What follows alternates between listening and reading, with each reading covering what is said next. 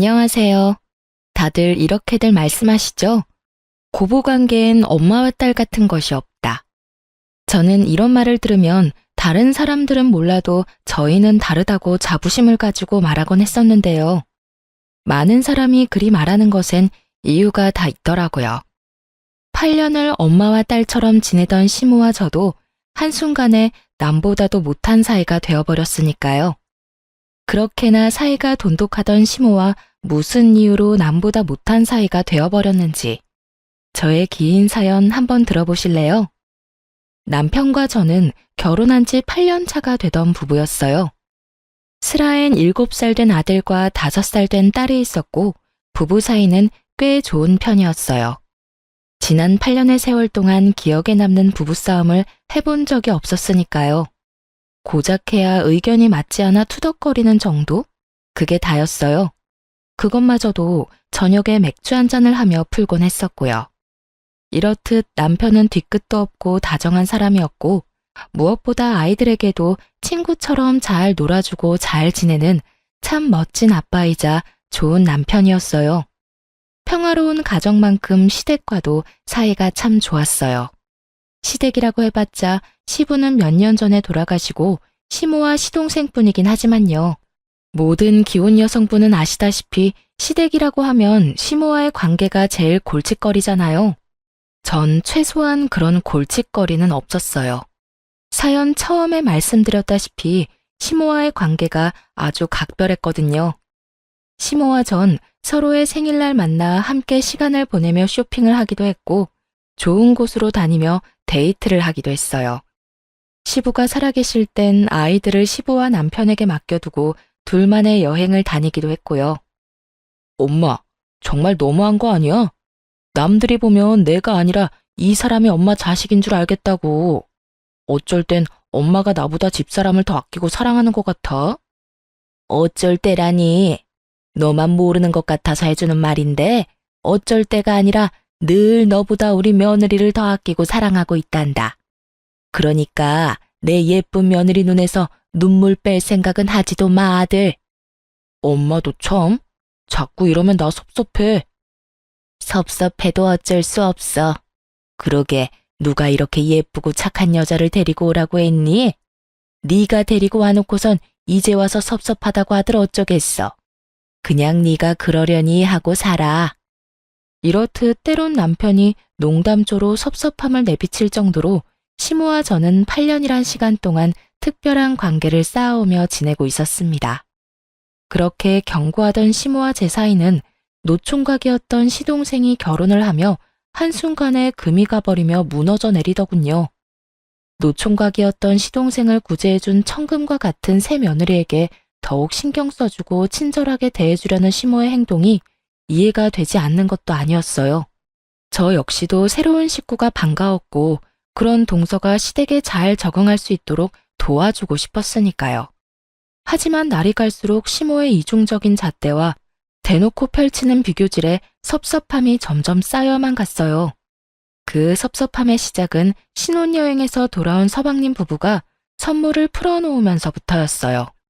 동서는 비싼 화장품을 풀세트로 사온 것도 모자라 옷, 가방 등 시모 선물만 한 보따리를 풀어놓는데 그걸 지켜보는 제 입이 다 떡 벌어지는 정도였어요. 어머 새아가 이게 다 뭐니? 어머님 선물이에요. 여기저기 다니는데 다 어머님께 어울릴 것 같아서 하나둘 사다 보니 이렇게 된 거 있죠? 어떠세요? 마음에 드세요? 당연히 마음에 들지. 고맙다 아가. 신혼여행 다녀왔다고 선물 사주는 사람은 너뿐이구나. 내가 네 덕에 이런 호사를 다 누려보는구나. 호사라뇨. 그저 선물일 뿐인걸요.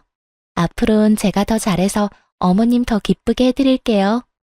어머머, 말도 어쩌면 그렇게도 예쁘게 하니?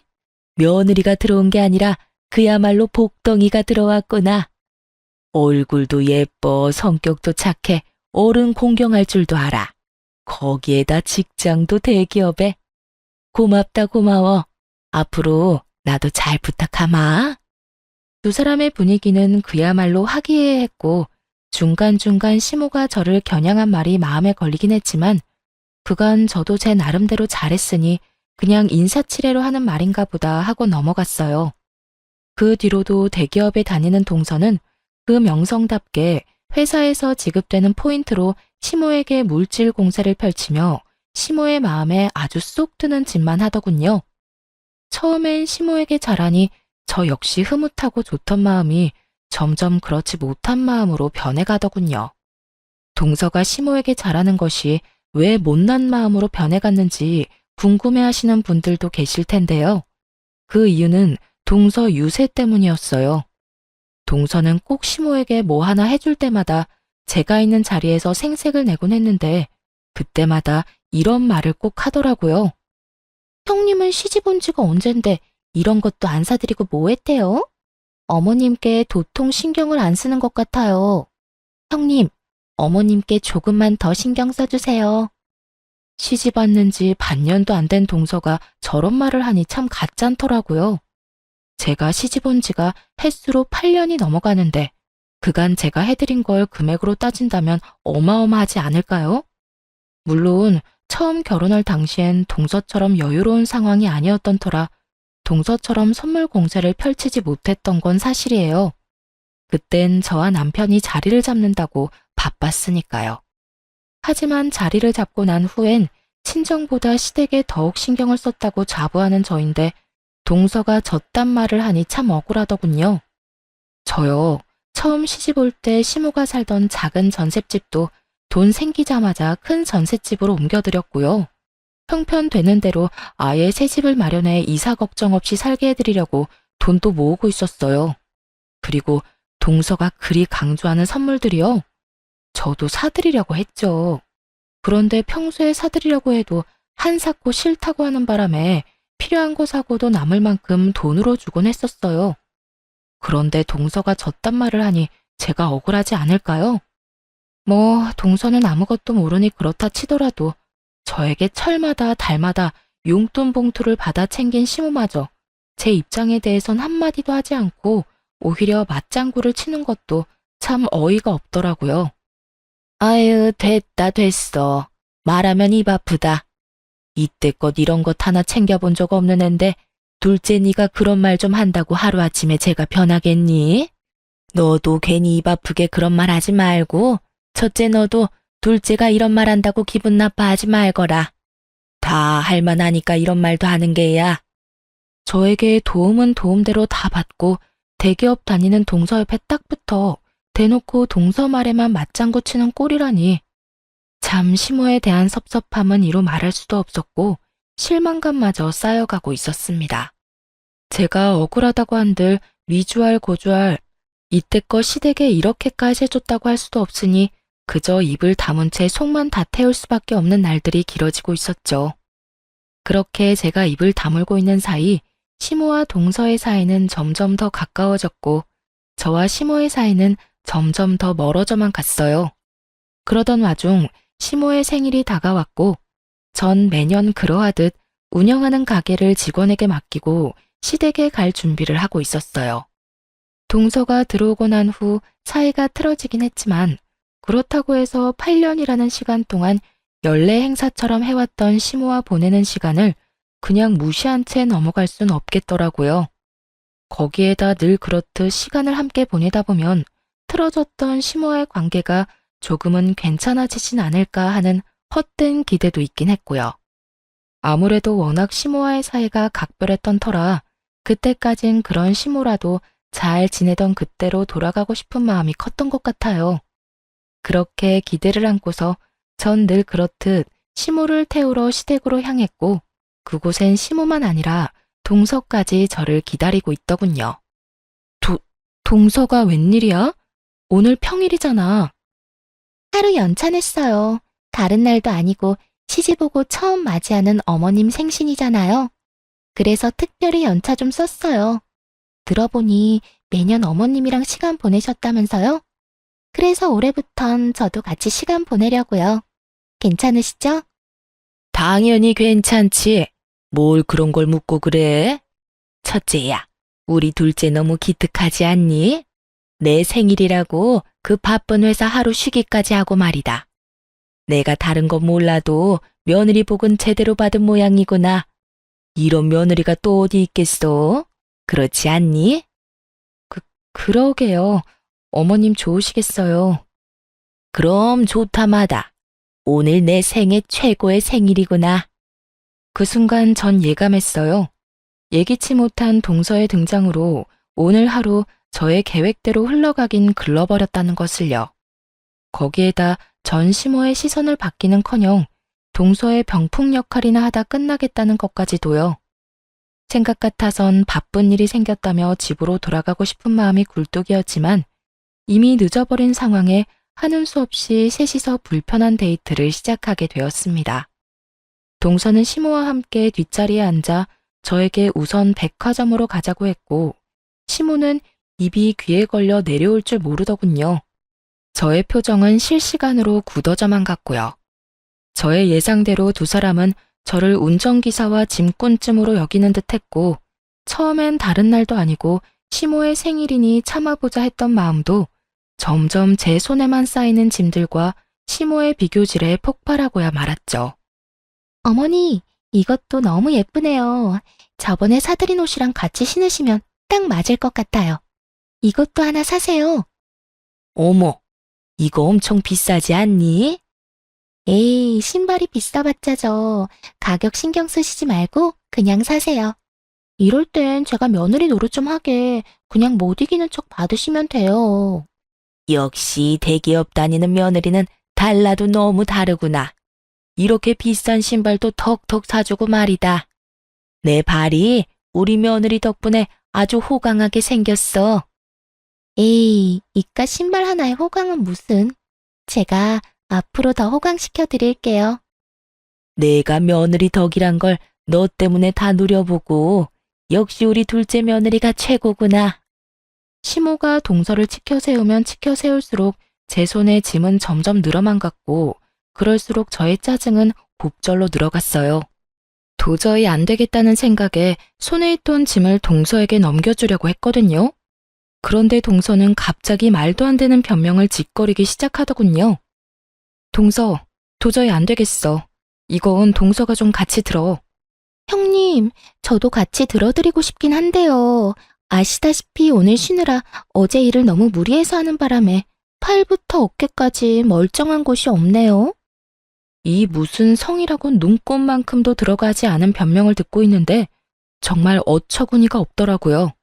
도대체 저를 얼마나 무시하고 있으면 이런 말도 안 되는 말을 변명이라고 하고 있는 것인지. 그 순간 열이 확 뻗쳐 동서에게 따져 물으려는 순간 시모가 나서 제 입을 막아버리더군요.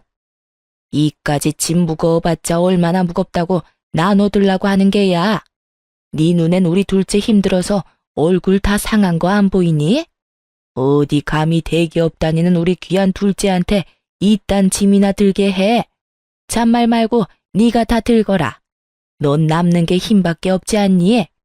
이 말만 해도 기가 차 코가 막히는 지경인데 뒤이어 나오는 말은 더욱 가관이었습니다.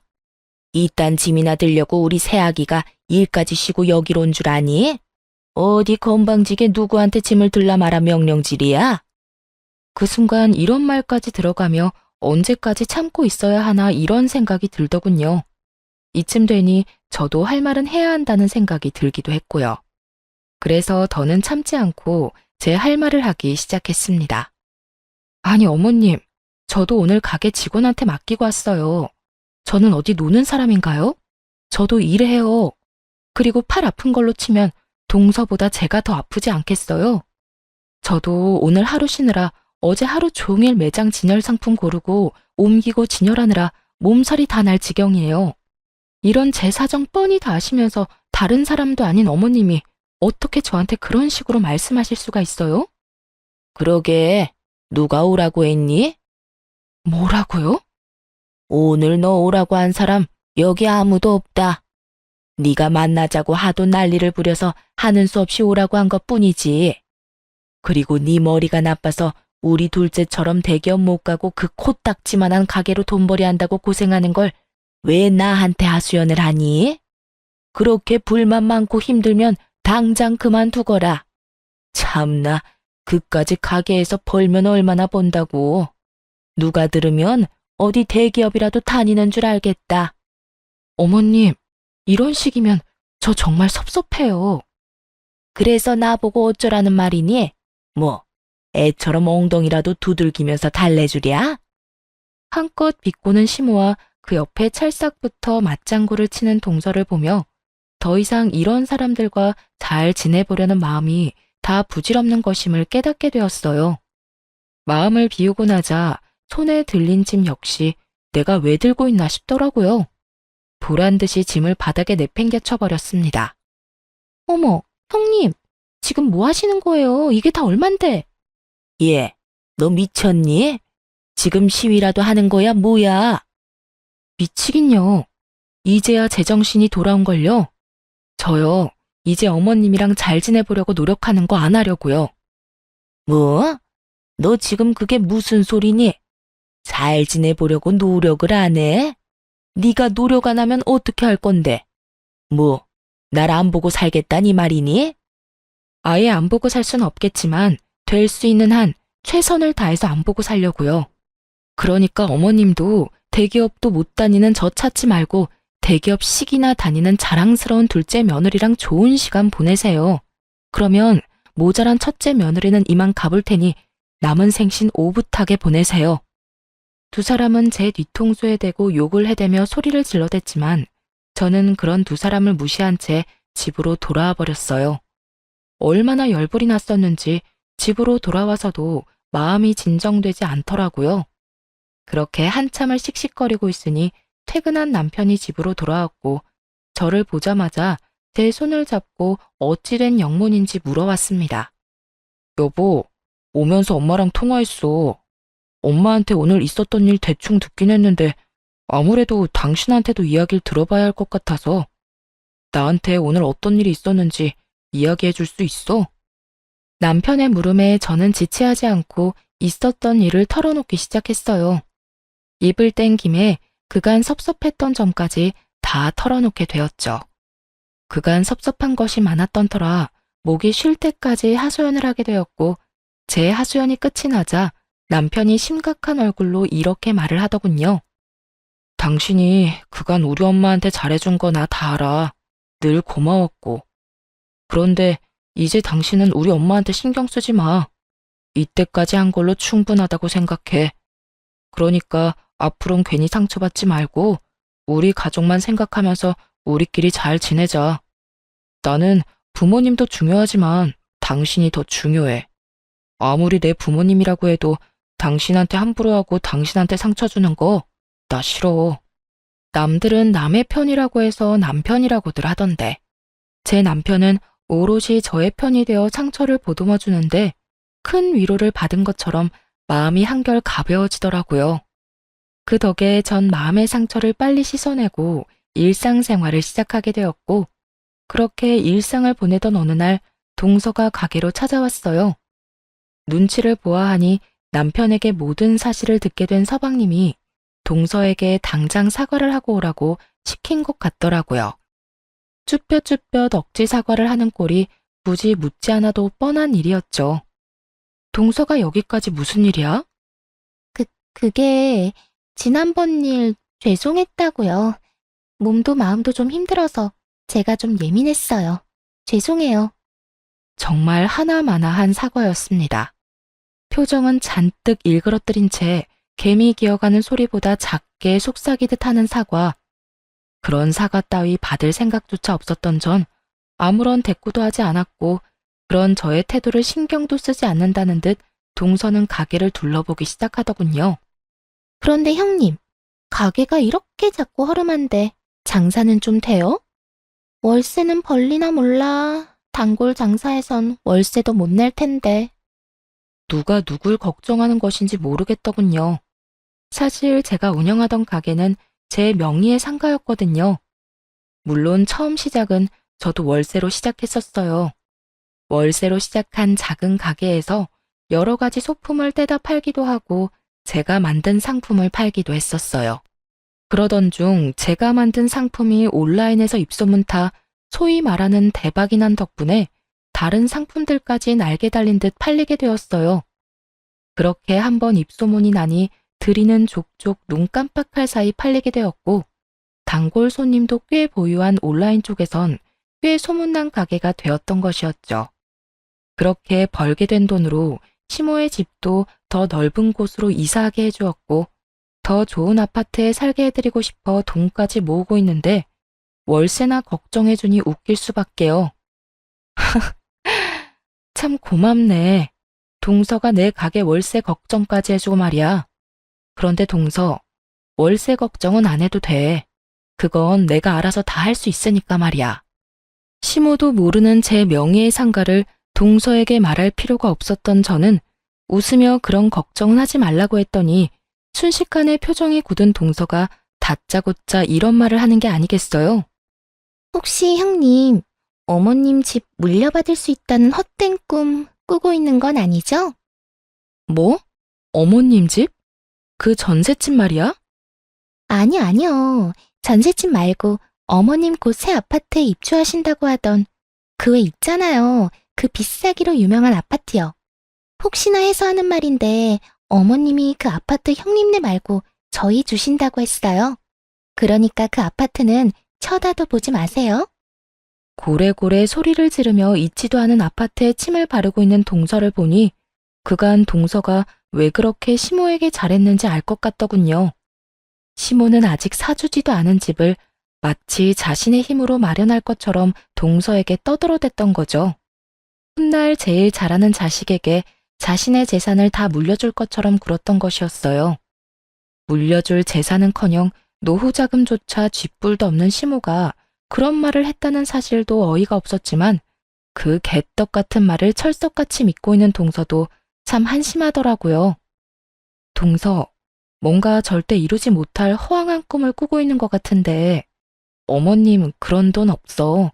그러니까 괜한 기대 그만하고 그딴 꿈에서 얼른 깨. 그게 동서한테도 이로울 테니까. 제가 이렇게까지 말했는데도 동서는 전혀 제 말을 이해하지 못한 듯 싶더군요. 제 말에 오히려 저에게 삿대질까지 하며 막말을 퍼부어대기 시작하는데 미쳐도 제대로 미쳤구나 싶었습니다. 참나, 누가 그렇게 말하면 속아 넘어갈 줄 알아요?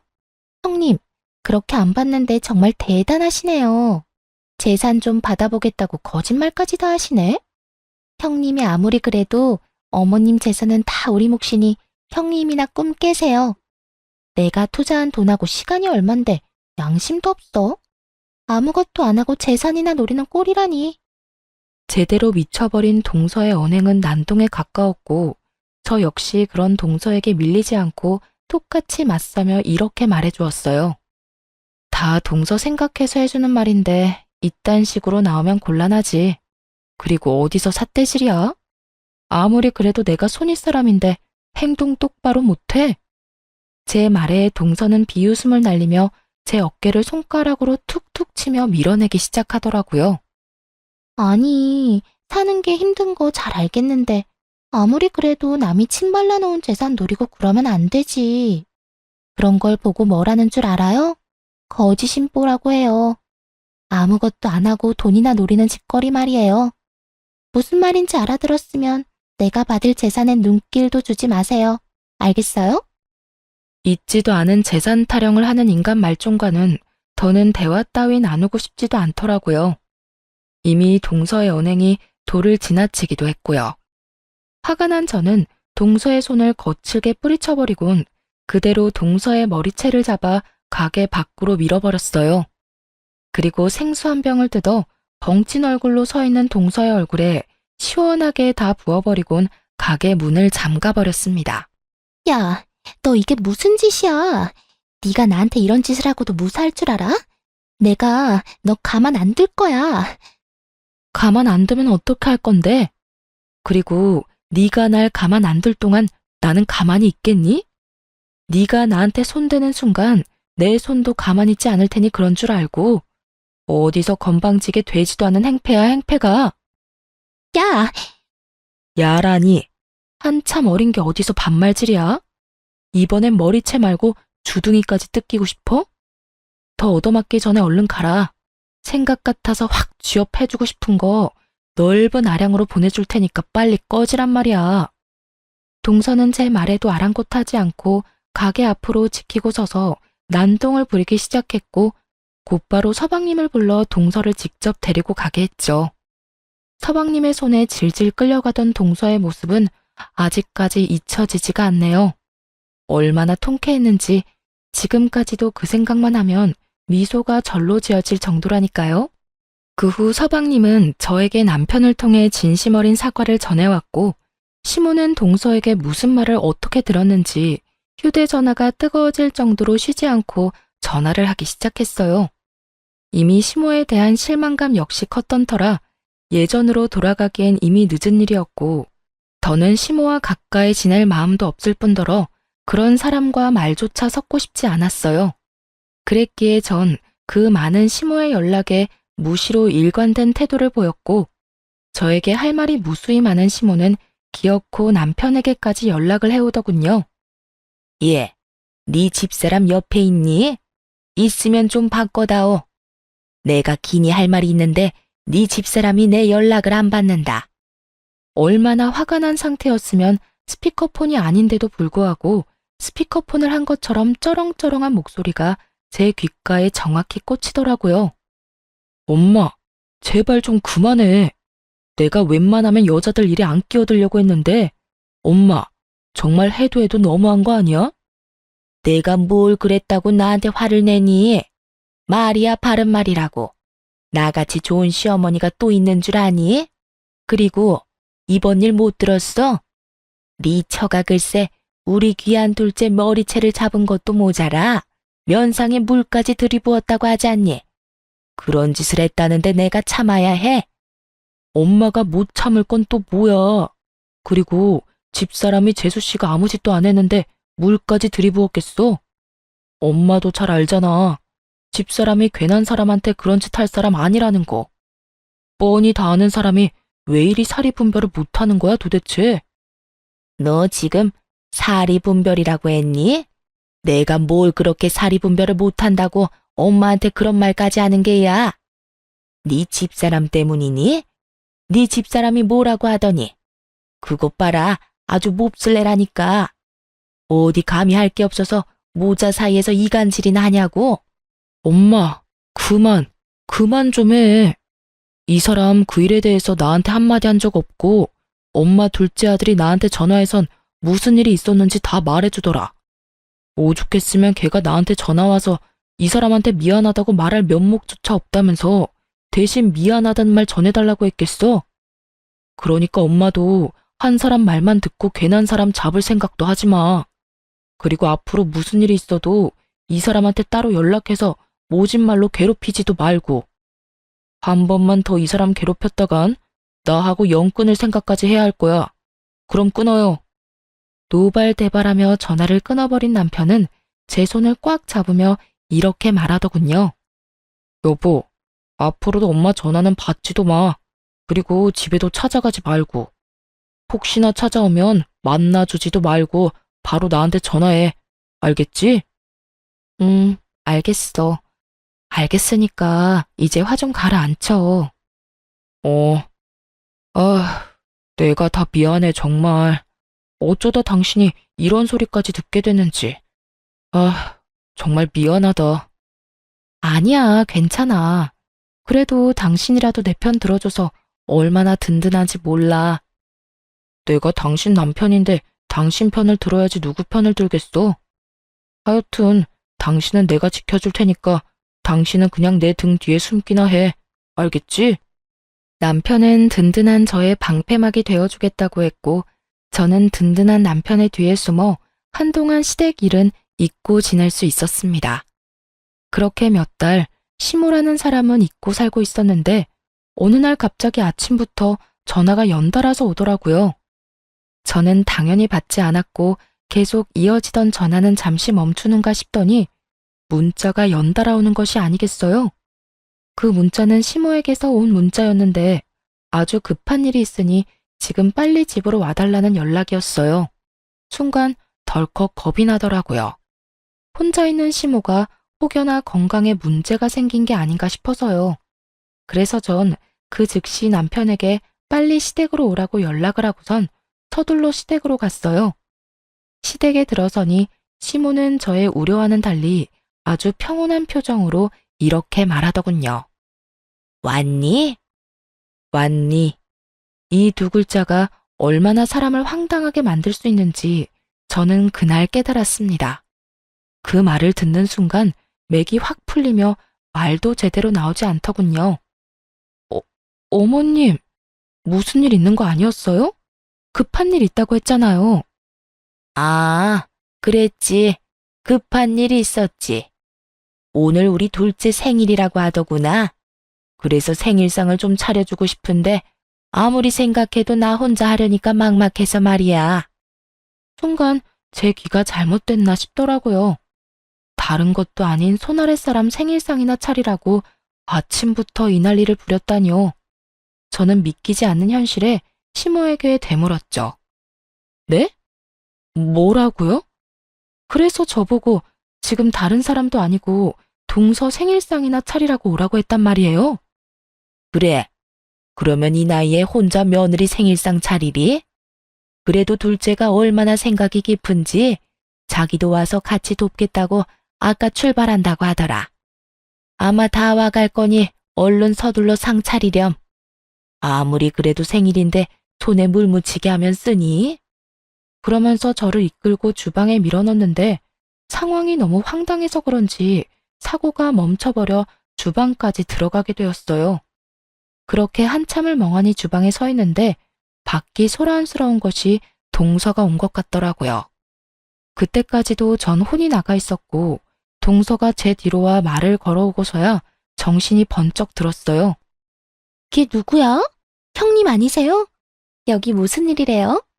혹시 제 생일상 차려주러 온 거예요?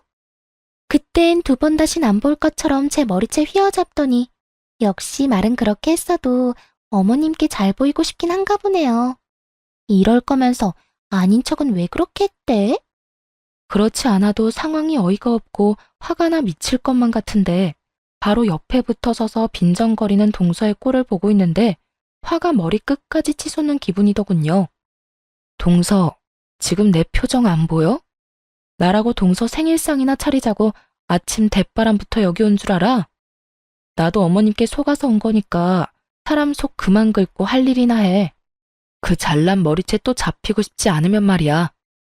살기 어린 저의 표정에 동서는 얄미운 입을 다물더니 시모가 불려놓은 미역을 씻기 시작하더군요. 그렇게 주방에서 물소리가 나자 시모는 확인하러 주방에 들어왔는데 글쎄 동서가 미역을 씻는 모습을 발견한 시모가 다짜고짜 제 머리채를 휘어잡더니 욕을 하기 시작하더군요. 내 인연, 내가 너한테 상차리라고 했지 둘째한테 상차리라고 했어? 내가 분명히 말했지. 다른 날도 아니고 둘째 생일인데 둘째 손에 물 묻히게 하면 되겠냐고. 내가 그렇게까지 말했는데 네가 날 무시해도 유분수지. 어떻게 둘째가 일을 하게 해? 우리 둘째가 너 같은 줄 알아? 너처럼 구멍가게 나는 사람이랑 대기업 다니는 우리 둘째랑 같은 줄 아냐고. 갑자기 잡힌 머리채도 화가 났지만 시모의 말이 더욱 화가 나더군요. 입을 가리고 키득거리며 웃고 있는 동서의 모습도 마찬가지였고요. 어머님, 이 손 놓으세요. 당장 이 손 놓지 않으면 저 가만히 있지 않을 거예요. 하다 이제 이 시어미한테 협박하는 게야? 내가 이 손 안 놓으면 어떻게 할 건데? 니까짓 게 어떻게 할 거냐고. 전 제 머리채를 잡고 있던 시모의 손을 있는 힘껏 떼어내며 그 팔을 확 꺾어버렸어요. 그때야 이 상황을 손 놓고 보던 동서가 나서 알려보려 저에게 달려들었지만 그 순간 잡고 있던 시모를 밀쳐버리고 저를 향하던 동서의 머리채를 다시 한번 잡아주었습니다. 그렇게 동서의 머리채를 다시 한번 잡게 된 저는 인정사정 없이 흔들다 동서 역시 있는 힘껏 시모를 향해 밀쳐버렸죠. 그렇게 집안에서 난리통이 벌어지는 사이 남편과 함께 서방님까지 시댁으로 헐레벌떡 뛰어들어오더군요. 두 사람을 발견한 시모와 동서는 나오지도 않는 눈물을 짜내며 하소연을 하기 시작하더군요. 아이고, 나 죽네, 나 죽어. 동네 사람들, 며느리가 시어미 팔을 꺾지를 않나 있는 힘껏 패대기를 치질 않나. 내가 살다 별꼴을 다 당하네. 여보, 형님이 글쎄 어머님을 막 때리고 밀치길래 내가 말렸더니 내 머리채를 확 잡아서 나까지 있는 힘껏 밀어버리는 거 있지? 나 너무 무서웠어. 눈물 없이 들을 수 없는 두 사람의 하소연에 서방님은 아무런 말도 꺼내지 않고 가만히 서 있었고 남편은 저에게 다가와 제 손에 뜯긴 머리카락을 털어주었죠. 괜찮아? 난 괜찮아. 그래, 괜찮으면 됐어. 무슨 일이야? 무슨 일이 있었길래 당신 손에 머리카락이 있는 거야? 남편의 물음에 전 하나도 더하지도 빼지도 않고 있었던 일을 설명했고 제 말을 다 들은 남편은 이때껏 본 적 없는 무서운 얼굴로 화를 내기 시작했어요. 엄마, 진짜 내가 적당히 좀 하라고 했지? 내가 제발 이 사람 괴롭히지 말라고 했잖아. 그런데 뭐? 급한 일이 있다고 아침부터 사람 불러놓고 저 여자 생일상이나 차리라고 했다고? 저 여자? 넌 네 동생 와이프한테 저 여자가 뭐니? 내 마누라 괴롭히는 여자한테 내가 재수씨라고 호칭까지 붙여서 불러줘야 해? 엄마가 엄마 아들을 잘 몰라서 그런가 본데 나 그렇게 너그러운 사람 아니야. 그리고 엄마한테 엄마라고 부르는 것도 오늘이 마지막이야. 뭐라고? 너 지금 연이라도 끊자는 이 말이니? 연 끊어 엄마. 난 할 만큼 했고 집사람도 엄마한테 할 만큼 했어. 뭘 얼마나 할 만큼 했다고? 제가 나한테 뭘 해줬다고 이 난리인 거야? 엄마, 내가 진짜 이런 말까지 하지 않으려고 했는데 엄마가 사는 이 집도 저 사람이 힘들게 번 돈으로 마련해 준 거고 엄마가 곧 이사 갈 예정이었던 집도 저 사람이 다 아끼고 모아서 이사시켜 드릴 예정이었다고. 그런데 뭐? 뭘 얼마만큼 해줘? 저 여자가 엄마한테 가방 사주고 비싼 물건들 턱턱 사준 거 다 아는데 그까짓 거 얼마나 한다고 우리 집사람한테 그 서러움을 줘? 그게 사실이니? 너 나한텐 전부 네가 번 돈으로 해주는 거라고 했잖아. 그거야. 집사람이 내 기 살려준다고 그렇게 하자고 했으니까. 집사람이 그렇게나 나를 생각해주고 엄마를 위해줬는데 엄마는 그까짓 게 뭐라고.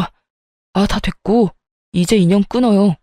난 오늘부터 부모 없다고 생각하고 살 테니까. 맞아요.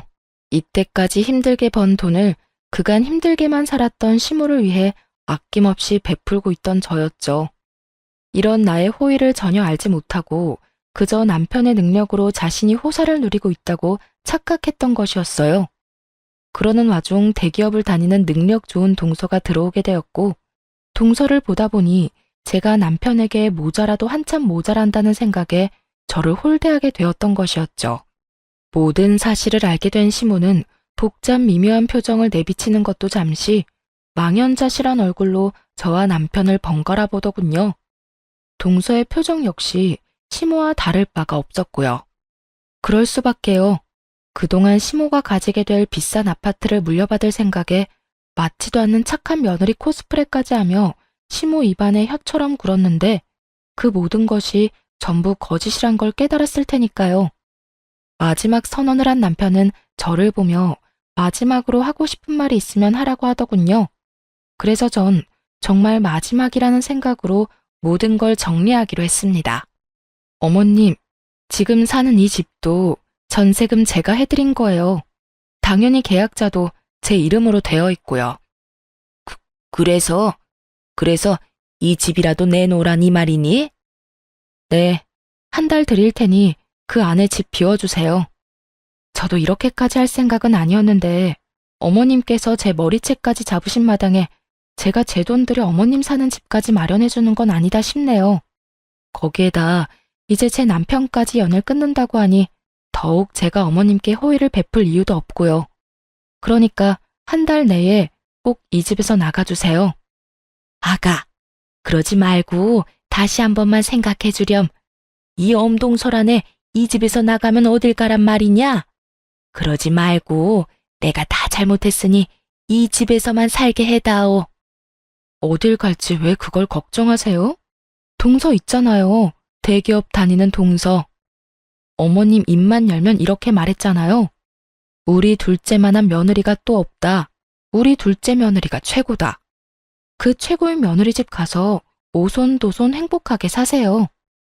제 말에 시모는 제 바지가랑이를 붙잡고 울고 불고 빌었지만 그런 시모의 손길을 뿌리치고 남편과 함께 집으로 돌아와 버렸습니다. 얼마 후 시모와 동서가 가게로 찾아와 무릎까지 꿇고 저에게 빌더라고요. 형님, 제발 한 번만 용서해 주세요. 제가 아무것도 모르고 형님께 너무 버릇없이 군 거 이렇게 빌게요.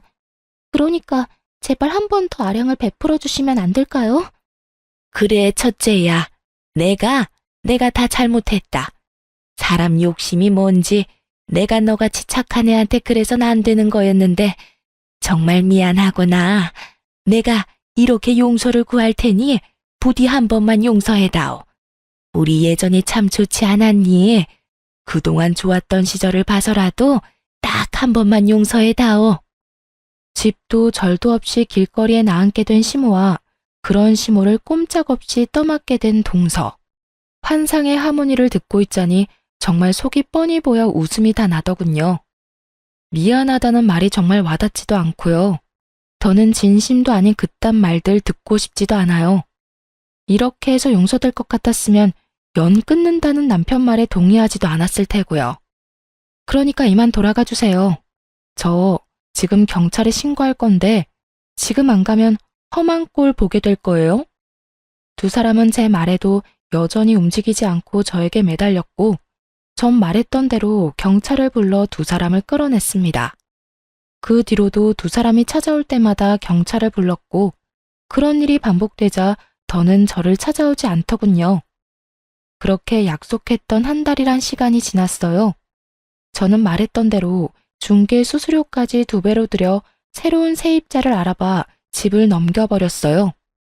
오갈 데가 없어진 시모는 동서내로 가게 되었다고 하더군요. 그렇게나 죽고 못 살던 두 사람의 관계도 시모가 쥐뿔도 가진 것이 없다는 사실이 드러나자 산산조각이 나는 건 시간 문제였어요. 동서는 착한 며느리의 가면을 벗어던지고 시모를 구박하기 시작했고 결국 그 모진 냉대들을 견디던 시모는 동서가 준 500만 원을 받고 쫓겨나다시피 나오게 되었다고 하더군요. 시모가 동서의 집에서 나오고 난 후 시모는 서방님을 찾아가 모든 사실을 알렸고 그렇게 모든 사실을 알게 된 서방님은 동서에게 오만정이 떨어져 이혼까지 하게 되었고요. 그래도 동서는 서방님에 대한 사랑만큼은 진심이었는지 서방님께 끝까지 매달렸지만 서방님의 결심은 확고했고 그랬기에 이혼은 피할 수가 없었죠. 이혼까지 한 서방님은 시모에게 정이 떨어진 것도 매한가지인지 시모와도 거리를 두고 있다는 이야기도 들려오더군요. 동서에게 받은 돈 500만 원으로 원룸을 얻어 살게 된 시모는 예전 다정했던 시모의 모습으로 돌아와 저에게 연락이 오곤 했어요. 아가, 잘 지내니? 난 잘 지낸단다. 비록 원룸에서 죽지 못해 살고 있긴 하지만 너한테 지은 죄가 있는데 이 정도면 잘 지내는 거 아니겠니? 오늘따라 네가 왜 그렇게 보고 싶은지 목소리라도 듣고 싶어서 전화했단다. 아픈 데는 없지? 가게는 잘 되고? 그런 게 궁금해서 전화했어요? 저요, 전화 받고 싶어서 받은 게 아니라 실수로 받게 된 거예요. 그러니까 할 말 있으면 빨리 하고 앞으로 다신 연락하지 말아주세요. 아가, 내가 정말 미안하구나. 내가 요즘 정말 반성을 많이 하고 있어. 그러니까 다시 연락하고 지내면 안 되겠니? 너한테 바라는 거 아무것도 없단다. 그저 예전처럼 연락이라도 하면서 지내고 싶어서 그래. 저는 어머님이랑 더는 가깝게 지내면서 연락까지 하고 지낼 마음 추호도 없어요. 그러니까 다신 연락하지 말아주세요. 시모는 할 말이 더 있어 보였지만 가차없이 전화를 끊어버렸어요. 이제 와서 이렇게 다정하게 말한다 한들 뭐 하겠어요. 이미 시모가 어떤 사람인지 다 알아버렸는데요. 실수로 전화를 받은 뒤론 시모의 전화는 계속되었고 어떻게 해야 하나 곤란하던 차에 남편이 어떻게 알았는지 번호까지 바꿔 새 휴대전화를 사준 덕분에 더는 연락하는 일은 없었어요. 남편 역시 단단히 마음먹었는지 시모와의 모든 연락을 끊어버렸고 저는 전세금을 회수한 돈과 집을 해드리기 위해 모았던 돈 일부를 투자해 더 큰 곳으로 가게를 옮겨버렸어요. 더는 누구도 찾아올 일이 없도록 말이죠. 그렇게 몇 년의 시간이 지났네요. 요즘은 직원들도 더 많이 생겼고 그만큼 아이들과 더 많은 시간을 보내고 있어요. 남편 역시 회사 일도 하는 와중에 가게 일을 도와주면서 아이들과 여전히 친구처럼 지내고 있고요. 이때껏 그래왔듯이 앞으로도 남편과 전 아이들을 위해 그리고 저희를 위해 좀 더 나은 어른으로 살아가려고 노력하고 있어요. 시모와의 일을 겪으며 다른 어느 것보다 내가 더 나은 사람이 되어야겠다는 생각을 참 많이 하게 되었거든요. 가끔 그런 생각을 해요. 시모가 조금만 나은 사람이었다면 자신 앞에 놓인 꽃길을 그렇게 제 발로 차버리진 않았을 텐데 하는 생각 말이에요. 그 정도로 전 시모에게 잘할 자신도 있었고 실제로도 그렇게 하려고 노력도 했었고요. 하지만 시모는 저의 그런 호의를 받을 만큼의 인간이 되지 못했고 그런 시모와는 달리 현명한 남편 덕분에 저는 지금 시모와의 연을 끊고 행복하게 살고 있으니 그걸로 다 잘된 일인 것이겠죠? 그렇게 믿고 앞으로 더 행복하게 살아보려고요. 이로써 저의 사연은 끝이 났네요. 저의 긴 사연 들어주셔서 감사합니다. 다들 행복하세요.